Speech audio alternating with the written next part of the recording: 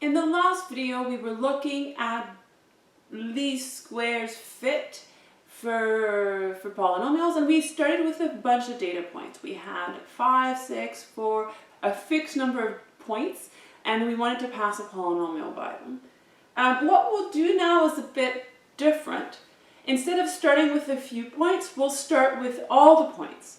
That means we start with a function, and we want to approximate this function by a function of a certain type. So here's how it's going to work. We're going to consider the vector space of continuous function. So I'm going to take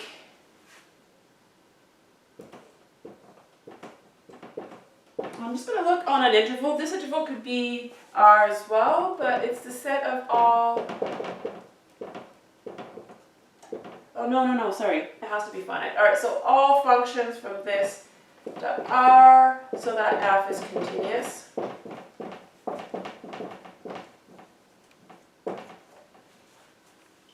And I'm going to make it an inner product space.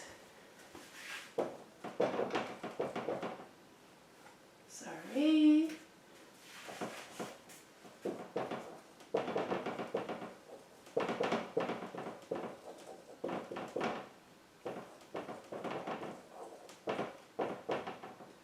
So I'm going to take the integral on all of AB, f of x, g of x dx. So that's my inner product. We've looked at variations on this, especially on polynomials, but we talked about how this was an inner product for all continuous function. So this is an inner product, and we want to look at approximation somewhere here. So here's the kind of questions we'll have. So given any function on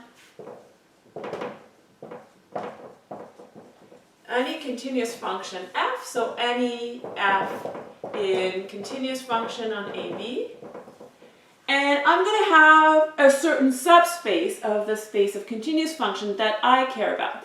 These could be polynomials of a certain type, they could be cosines and sine functions, something like that, but it needs to be a subspace. So given any f and any subspace W of CAB, I want to find the function G in W that minimize. So we want to find the closest function to f inside W. So that minimizes the distance between f and g. So that's the length of f minus g. And so it's going to be this integral from a to b of f minus g squared dx. We need a square root here, but really minimizing this is the same as minimizing the square of this because they're all positive. So I'm really looking to minimize, in some sense, the sum of the squares. It's just that now I'm using every single x value instead of a finite number.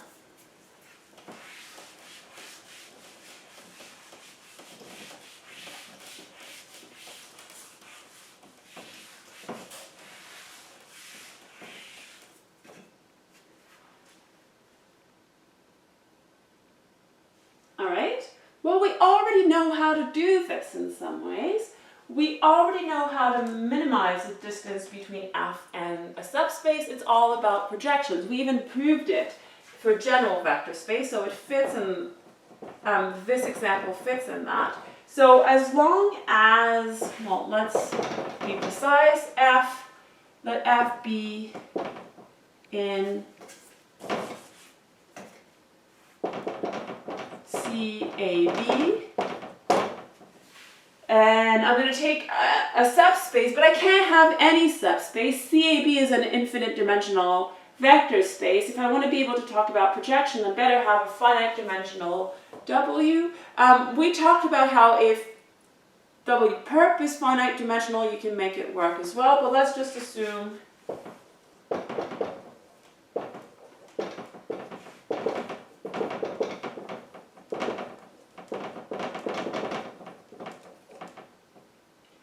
so let W be a finite dimensional subspace of CAB. Then the G you're looking for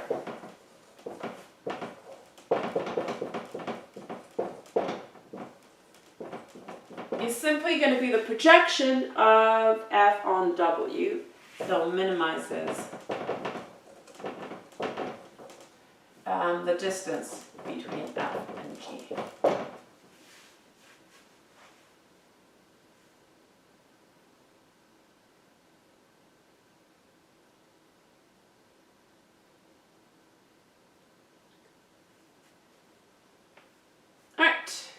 So what we'll do next is we'll look at one specific example of W. That's super important. We'll look at trigonometric polynomials, and these projections here will be going towards the Fourier series of the function.